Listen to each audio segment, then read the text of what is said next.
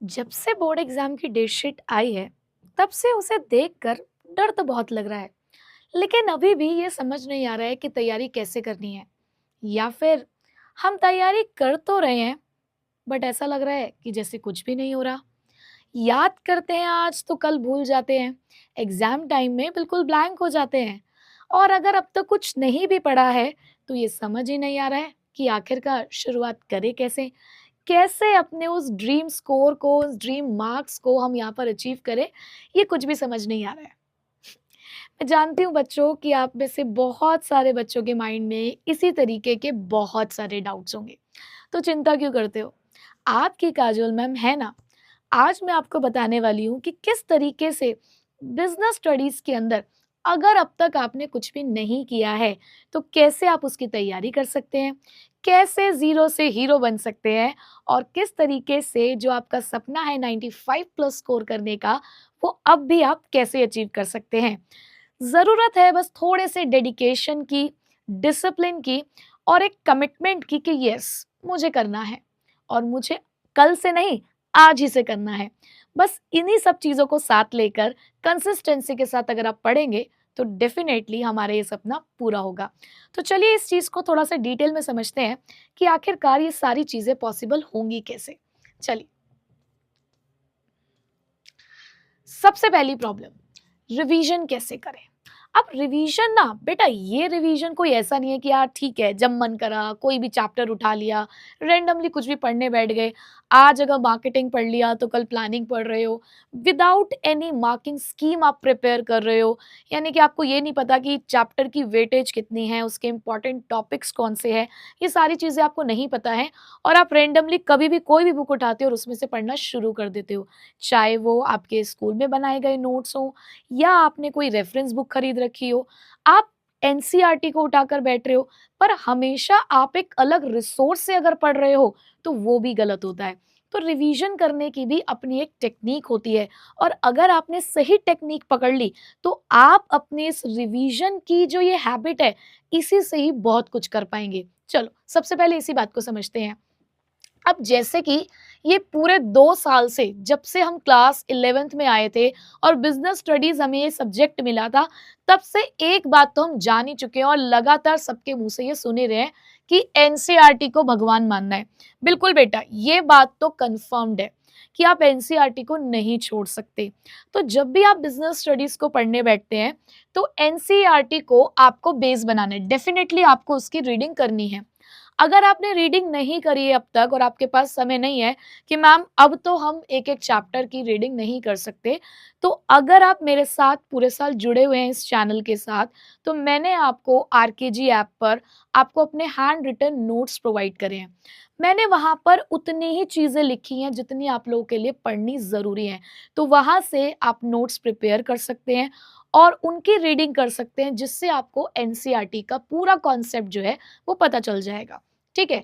उसके बाद अगर आप अपने सेल्फ मेड शॉर्ट नोट्स बनाते हैं, अब यहाँ पे शॉर्ट नोट से मतलब है कि एक 1 पेज समरी टाइप, जहाँ पर सिर्फ मेन-मेन बातें लिखी हों।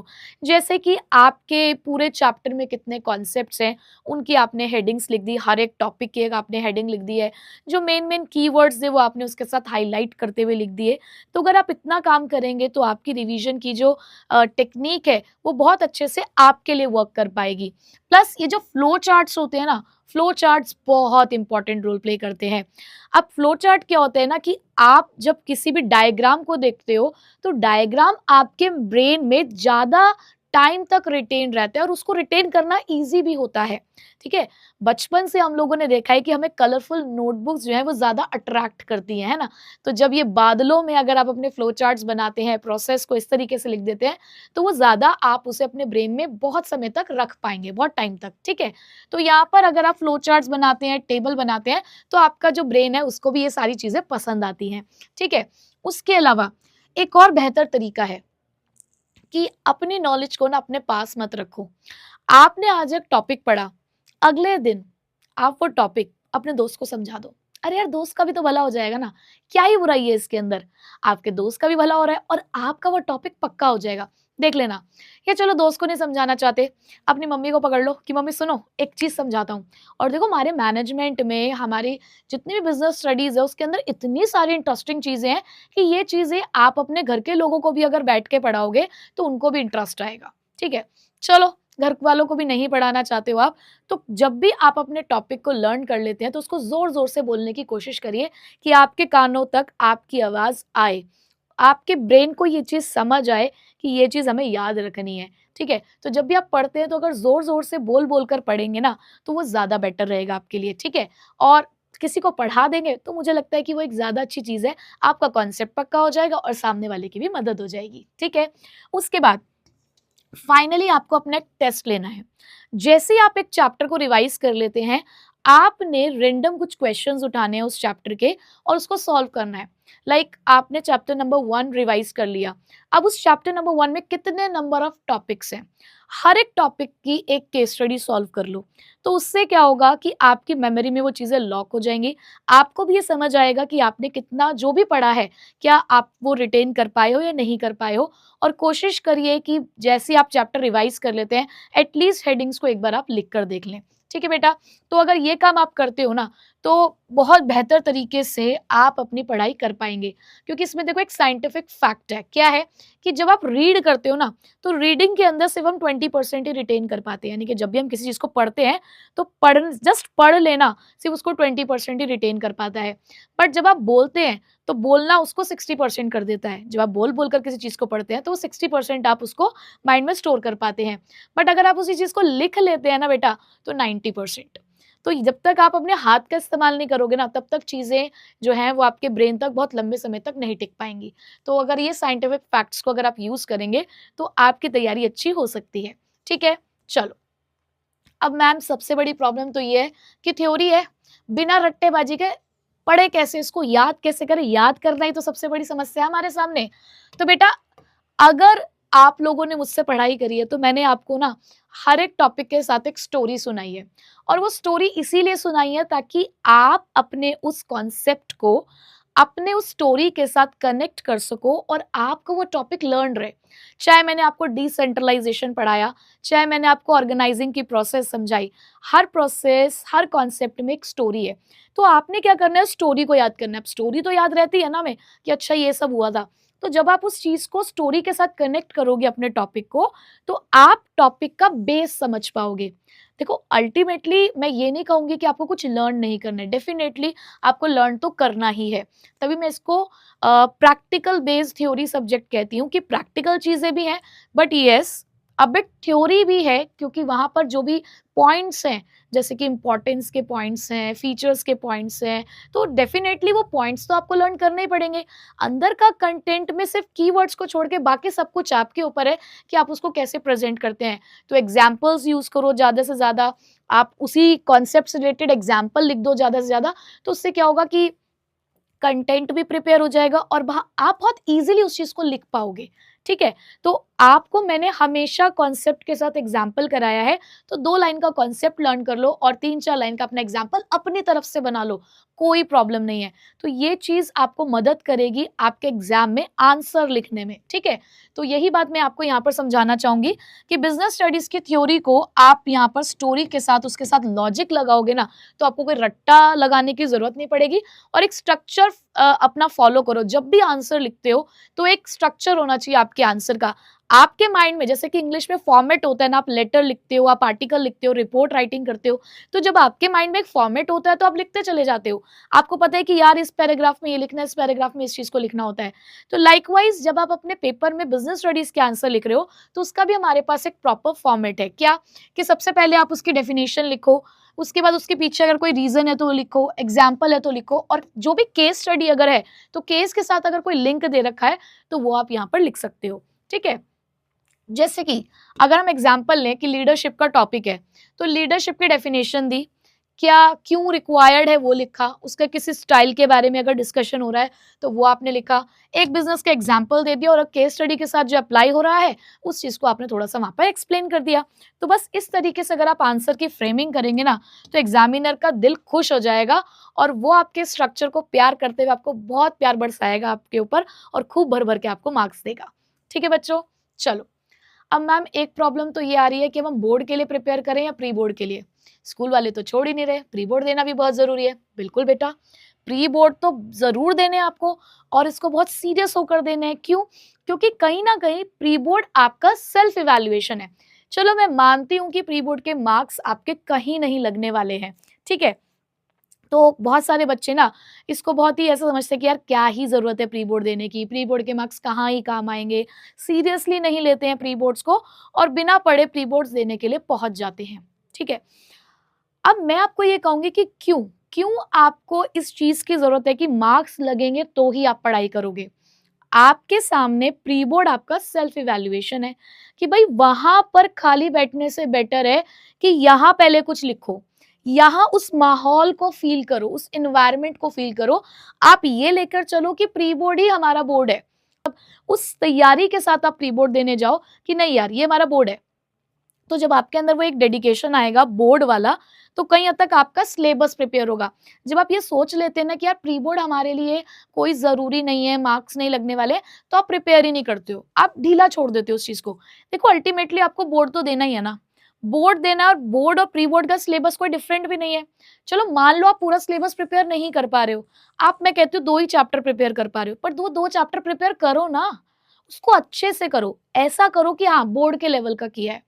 तो चाहे आप 50% सिलेबस के साथ अपना प्री बोर्ड दे रहे हैं, बट दीजिए, खुद को इवैल्यूएट कीजिए कि अगर आपने 50% सिलेबस के साथ तैयारी करी और आपने अपना प्री बोर्ड दिया, तो उस 50% में से आप कितना स्कोर कर रहे हो और अब उसको और कितना इंप्रूव करना है, तभी तो आपको पता चलेगा ना। तो प्री बोर्ड्स को आपको थोड़ा सा सीरियस लेकर चलना है, तभी आप डेडिकेशन के साथ बोर्ड की तैयारी कर पाओगे।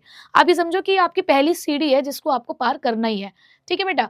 तो प्री बोर्ड आपके लिए एक टेस्टिंग एनवायरनमेंट जैसा है, ठीक है। ये कोई देखो फिलहाल अब लर्निंग फेज तो नहीं है, डेफिनेटली लर्निंग फेज हमारा निकल चुका है। मैंने आपको पहले ही कहा था कि हम डिटेल में आज इसलिए पढ़ रहे हैं क्योंकि यही समय है, इसके बाद समय नहीं मिलेगा आपको डिटेल में पढ़ने का। और अगर आज डिटेल में पढ़ लिया तो रिवीजन में दिक्कत नहीं आएगी। तो अगर जिन बच्चों ने वहां उस बात को समझ लिया होगा, आज वो बहुत बढ़िया तरीके से अपनी तैयारी कर रहे होंगे। बट कोई बात नहीं, अगर किसी ने बहुत ज्यादा डिटेल में नहीं भी पढ़ा है, तो हमारा जो रिवीजन चल रहा है, रिवीजन भी बहुत बेहतर तरीके से चल रहा है, वहां पर भी आप बहुत कुछ हासिल कर सकते हो, ठीक है। तो अभी फिलहाल लर्निंग फेज तो नहीं है, डेफिनेटली हम रिवीजन फेज में है और यहाँ हम सीख रहे हैं कि किस तरीके से आंसर्स को लिखना है, कैसे प्रेजेंटेशन करनी है, कैसे केस स्टडीज को अटेम्प्ट करना है, कैसे 3 घंटे में पेपर को कवर करना है। तो अब हम इन सब चीजों पे वर्क कर रहे हैं। तो यहाँ पर भी अगर आप सीरियस हो जाते हैं तो आप अच्छे मार्क्स स्कोर कर सकते हैं, ठीक है। तो सबसे पहले तो देखो बेटा, ये समझो कि प्री बोर्ड की इंपॉर्टेंस क्या है, क्यों प्री बोर्ड्स लिए जा रहे हैं, ताकि आपको ये समझ आए कि अभी आप फिलहाल कहाँ पर हैं, आप कहाँ तक पहुंच चुके हैं, कहाँ तक आपने अपनी तैयारी कर ली है, आपके वीक चैप्टर्स कौन से हैं, आप वो पता लगा पाएंगे। क्या आप 3 घंटे में अपना पेपर कर पा रहे हैं या नहीं कर पा रहे हैं। तो एक टाइम बाउंडेशन जो है वो आपके ऊपर आएगी, क्योंकि वो घर पे कभी भी नहीं मिल पाती है। बहुत रेयर होता है कि आप पूरे डेडिकेशन के साथ 3 आवर्स वो घर पे उस माहौल में आप बैठ के पेपर कर पा रहे हो, ठीक है। जब आप इन्विजिलेटर्स के साथ पेपर देते हैं तो एक अलग इन्वायरमेंट होता है और वो आपको स्कूल में ही मिलेगा। तो कहीं ना कहीं आप ये जान पाएंगे कि आपकी आंसर राइटिंग किस तरीके की, आप पेपर कर पा रहे हो नहीं कर पा रहे हो। और कहीं हद तक आप यहाँ पर जब रियल एग्जाम देते हैं तो एक कॉन्फिडेंस लेवल भी आपको यहाँ पे बिल्डअप करना है कि वहां जाके नर्वस ना हो जाओ, ठीक है। तो ये पर्पज है बेटा हमारे प्री बोर्ड्स का। अब डेली स्टडी पैटर्न हमारा क्या होना चाहिए। फिलहाल देखो बेटा, मैं ये बिजनेस स्टडीज के लिए बता रही हूँ कि डेली आपको ना 2 आवर्स इसको देने हैं, ठीक है। डेली 2 आवर्स देने हैं। अब that is up to you कि वो आप 2 आवर्स किस तरीके से आप डिवाइड कर रहे हो। कि भाई अगर 2 घंटे देने हैं तो आप इसे 4 पार्ट्स में डिवाइड कर सकते हैं, आधा घंटा आधा घंटा आधा घंटा आधा घंटा, जब भी आपको मिल रहा है, ठीक है। या आप इसे 2 पार्ट्स में ब्रेक कर सकते हैं, 1 आवर और 1 आवर। और अगर आप कंफर्टेबल हैं, आपको लगता है कि नहीं हमें डेली पढ़ने की जरूरत नहीं है, तो आप ऑल्टरनेट डेज में भी इसको पढ़ सकते हैं। इतना आप इसके साथ कर सकते हैं। अब कैसे करना होता है, 45 मिनट्स हमेशा आपको थ्योरी की रीडिंग करनी है। रीडिंग मतलब इस तरीके से जोर जोर से पढ़ना है कि वो आप चीजों को लर्न कर पाए। उसके बाद जैसे आप उस कॉन्सेप्ट को पढ़ते हैं, उसकी केस स्टडीज को सॉल्व कीजिए। केस स्टडीज करने के बाद जब भी आपका जो भी नेक्स्ट स्टेप होगा 30 मिनट्स का, आंसर राइटिंग प्रैक्टिस करो। देखो मैंने आपके 2 घंटे डिवाइड भी करे, आप चाहें तो ये वाला भी फॉलो कर सकते हैं पैटर्न, ठीक है। उसके बाद जो 15 मिनट्स है, आपने जो भी कंटेंट येस्टरडे पढ़ा था, मतलब जो भी कल पढ़ा था, उसको आज फिर से रिवाइज करना है। तो 15 मिनट डेली तो इसी चीज के लिए लेना है कि एक रिकैप है कि भाई कल क्या पढ़ा था, ताकि उसको भी आप आगे जाके भूल ना जाओ। तो इस तरीके से अगर आप पढ़ते हैं तो कहीं हद तक आप बिजनेस स्टडीज के साथ फिर कंफर्टेबल हो जाएंगे। अब प्री बोर्ड्स के टाइम पे मैम कैसे प्रिपेयर करें ये भी बताइए, क्योंकि बाकी सब्जेक्ट्स भी है। ठीक है, प्री बोर्ड्स के टाइम पे आप क्या कर सकते हैं, सबसे पहले तो आप सिर्फ हेडिंग्स को पढ़ो। हेडिंग से को पढ़ने से क्या होता है, आपने अगर हेडिंग सही लिख दी, हाफ मार्क पहली बात तो आपको वही मिल जाता है। अब अगर कोई एक पॉइंट 1 नंबर का है तो अब जंग रह गई है अगले आधे नंबर को हासिल करने की। उसके अंदर अगर आप हेडिंग से रिलेटेड आपको टॉपिक अगर पता है थोड़ा सा, तो अपने आप से भी अगर कुछ लिखते हैं तो आपको फुल मार्क्स मिल जाते हैं ऑलमोस्ट। ठीक है, तो आपने क्या करना है, अब पूरा चैप्टर पढ़ने का तो देखो टाइम नहीं है, आप रिवाइज करिए हेडिंग्स को, एग्जाम्पल्स को रिकॉल करिए, फ्लो चार्ट्स पे वर्क करिए, और उसी को आप थोड़ा सा कह सकते हो कि बना के आ जाओ सेंटेंसेस वगैरह में, तो आप वहां पर भी अपनी जंग को जीत पाएंगे। ठीक है, एनसीईआरटी की लाइंस को रिवाइज करिए, क्योंकि आंसर्स जो हैं वो डायरेक्टली आपको एनसीईआरटी की लाइंस, जो क्वेश्चंस हैं वो डायरेक्ट एनसीईआरटी की लाइन से आते हैं, तो उसके वजह से केस स्टडी आइडेंटिफाई करने में आपको मदद मिलती है। प्रैक्टिस कीजिए केस स्टडी डेली, अगर आप 4-5 केस स्टडी भी कर लेंगे तो कोई दिक्कत नहीं है। 4-5 केस स्टडी करने में आपको बहुत ज्यादा टाइम नहीं लगेगा, और इससे क्या होगा कि केस स्टडी सॉल्व करने की आपकी हैबिट बन जाएगी। उसके बाद एग्जाम डेज पे कैसे मैम इसको, जिस दिन एग्जाम है उस दिन कैसे रिवाइज करें ये भी बताओ। चलो अभी तो जब प्री बोर्ड चल रहे हैं, आपने ये बताया कि चल रहे हैं तो क्या करना है, बट जिस दिन एग्जाम है अब क्या करना है, तो बेटा 1 डे बिफोर एग्जाम, एग्जाम से एक दिन पहले क्या करना होता है, एग्जाम से एक दिन पहले शॉर्ट नोट्स रिवाइज करो, डायग्राम्स को रिवाइज करो, फ्लो चार्ट्स पे ज्यादा से ज्यादा वर्क करो, केस स्टडी का फॉर्मेट देखो कैसा है, लॉन्ग पैराग्राफ्स बिल्कुल रीड नहीं करने हैं, पॉइंट्स में ही आपको अपना आंसर लिखने की कोशिश करनी है। और बेटा एग्जाम डे पे थोड़ा सा टाइम से पहुंचो अपने जहाँ पे भी आपका स्कूल है, अपने स्कूल में जो भी टाइम आपको अलॉटेड है एग्जाम के लिए उस पे टाइम से पहुंचो, ताकि बिल्कुल काम रहो आप उसे, मतलब हड़बड़ी में कई बार क्या होता है ना, इंसान जो भी कुछ आता है वो भी भूल जाता है। ठीक है, तो आराम से जाओ, तसल्ली से टाइम से पहुंचो वहां पर, और क्वेश्चन पेपर को बहुत अच्छे से रीड करो, बिल्कुल भी ऐसे जल्दबाजी नहीं करनी है, पैनिक नहीं करना है। ठीक है, केस स्टडीज को एंड में अटेम्प्ट करोगे तो चलेगा, क्योंकि जो पहले आपके डायरेक्ट क्वेश्चंस होते हैं फटाफट उनको लिख डालो, क्योंकि केस स्टडी में बहुत ज्यादा लिखने का कंटेंट नहीं होता है। और अपनी हेडिंग्स को नीटली लिखो, अच्छे से उसको लिखकर अंडरलाइन करो, फिर जब आप पैराग्राफ उसका लिखना स्टार्ट करते हैं तो एक लाइन छोड़कर उस चीज को करो, तो आपका जितना अच्छा आंसर का प्रेजेंटेशन होगा, टीचर की आंखों को जितना आराम मिलेगा आपके पेपर को चेक करते हुए, उतने मार्क्स आप स्कोर कर पाएंगे। ठीक है, अच्छा मैम डेली कितना टाइम देना है, वैसे तो बेटा मैंने आपको बता दिया है कि फिलहाल आप 2 घंटे दीजिए डेली तैयारी करने के लिए, बट रेगुलर डेज में वही जैसे मैं अभी भी कहूंगी 1.5 से 2 घंटे आपको पढ़ना है। प्री बोर्ड्स चल रहे हैं, मतलब अगर आपका प्री बोर्ड ही बिजनेस स्टडीज का है तो उस टाइम पे 3 से 4 घंटे आप देंगे, और बिफोर योर एग्जाम यानी कि वही, अब तो हम बोर्ड एग्जाम की बात करेंगे और प्री बोर्ड का भी अगर एग्जाम है बिल्कुल एक दिन पहले की बात हो रही है, तो बेटा एक दिन 5 से 6 घंटे तो आपको डेफिनेटली पढ़ना चाहिए। अगर आपका प्री बोर्ड ही कल बिजनेस स्टडीज का है तो उससे एक दिन पहले 5 से 6 घंटे पढ़ो, उसके बीच में गैप में आप 3 से 4 घंटे पढ़ सकते हैं, और रेगुलरली अगर प्री बोर्ड्स के साथ बाकी सब्जेक्ट्स भी मेंटेन करके चल रहे हैं आप, तो 2 घंटे आप 1.5 से 2 घंटे आप दे सकते हैं। ठीक है, या आप ऑल्टरनेट भी कर सकते हो। ओके बच्चे, अब कितने क्वेश्चंस या कितने केस स्टडीज हमें प्रैक्टिस करने चाहिए, तो बेटा जैसे कि मैं कह रही हूँ कि 4 से 5 क्वेश्चंस आप डेली प्रैक्टिस करो तो बहुत अच्छी बात है, तो कम से कम 50+ केस स्टडीज अगर आप सॉल्व कर लेंगे इस तरीके से तो बहुत अच्छा होगा। लॉन्ग आंसर्स अगर आपके 4 to 6 मार्क्स के हैं तो एटलीस्ट 40 आंसर्स आपको यहाँ पे प्रैक्टिस करने हैं, और इतनी तो मुझे लगता है जब हमारे PYQs है और जो हमने अभी अपनी क्वेश्चन आंसर सीरीज करी है उसमें भी आप लोगों ने सॉल्व करे ही होंगे।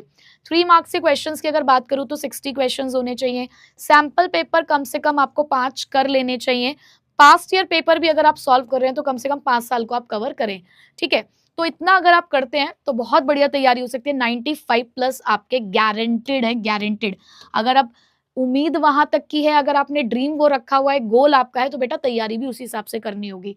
ठीक है ना, चलो अब स्पीड कैसे इंप्रूव करनी है मैम, कैसे हम लोग अपना पेपर टाइम से कर सकते हैं और अपनी स्पीड को इंप्रूव कर सकते हैं, तो बेटा कीवर्ड्स के साथ अपने आंसर्स को लिखिए, हेडिंग्स और सब हेडिंग्स का ज्यादा से ज्यादा यूज करिए ताकि आपका जो कंटेंट है वो क्लियरली विजिबल हो।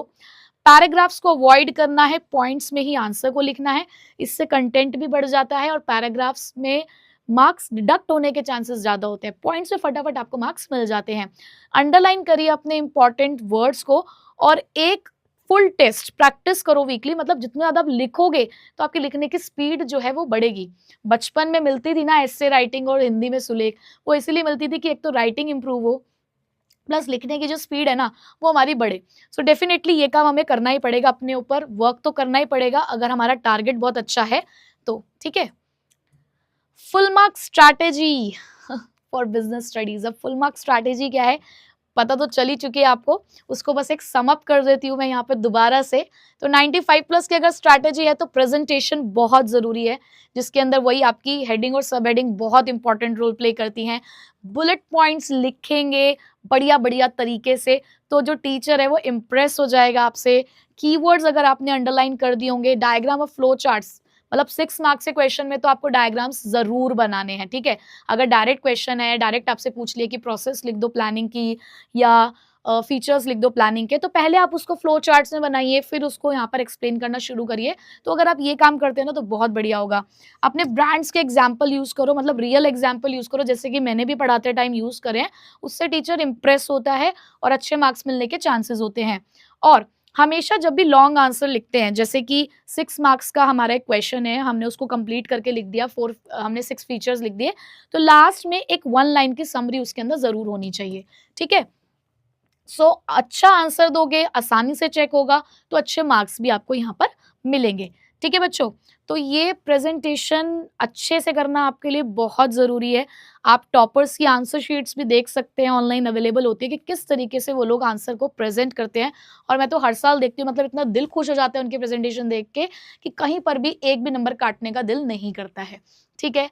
तो बच्चों अगर आपको यहाँ पर मैंने जितनी भी बातें अभी यहाँ पर समझाई हैं, अगर वो अच्छे से समझ में आई हो तो मुझे कमेंट कर देना, I will score 95 plus in business studies. अगर आपका भी ये टारगेट है, मेरे साथ अगर आपका ये टारगेट है कि आपको 95 प्लस लेकर आने हैं, तो ये कमेंट जरूर कर देना, क्योंकि मैं तो दिलवाना चाहती हूँ आपको 95 प्लस, लेकिन उसके साथ आपको बिल्कुल मेरी तैयारी करनी होगी और ये जितनी बातें मैंने आपको बताई हैं उसको आपको फॉलो करना होगा, ठीक है। अब ये वीडियो अपने 3 क्लासमेट्स के साथ भी शेयर कर देना ताकि थोड़ी सी मदद उनकी भी हो जाए। और चलिए, टॉपर्स मैं टॉपर बनाऊंगी, आप टॉपर बनेंगे, तो उस रेस में हम लोग सब चल देते हैं, ठीक है बच्चों। सो आई होप कि इस वीडियो ने आपको बहुत मदद की होगी, कुछ ना कुछ आपके जो भी डाउट्स होंगे वो क्लियर हुए होंगे। अगर कोई और भी प्रॉब्लम है जो आप बिजनेस स्टडीज के अंदर फेस कर रहे हैं तो मुझे कमेंट सेक्शन में बता दीजिएगा, डेफिनेटली मैं उसके लिए सॉल्यूशन लेकर आऊंगी। सो बच्चों तैयारी करते रहिए और अपने ड्रीम मार्क्स को अचीव करने के लिए मेहनत करिए, डेडिकेशन के साथ पढ़िए, थोड़ा सा डिसिप्लिन्ड हो जाइए अब, क्योंकि बस कुछ ही टाइम बाकी है। तो मिलूंगी अब मैं आपसे नेक्स्ट वीडियो में आपके लिए कुछ और बेहतरीन चीज लेकर। So till then take care, bye bye.